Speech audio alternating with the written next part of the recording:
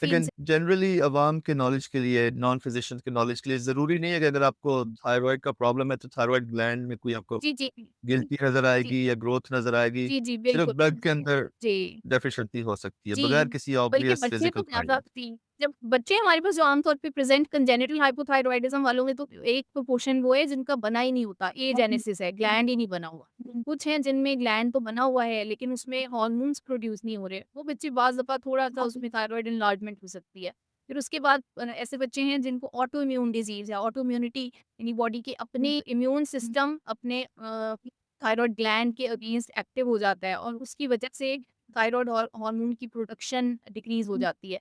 ये थोड़ी-सी बड़ी एज में प्रेज़ेंट करते हैं बच्चे 8 साल, 9 साल या इस तरह प्यूबर्टी के अराउंड या उससे पहले प्रेज़ेंट कर सकते हैं। तो ये डिफरेंट एज ग्रुप्स में डिफरेंट कॉजेज़ हो सकते हैं। कुछ में स्वेलिंग हो सकती है और कुछ में स्वेलिंग नहीं हो सकती। और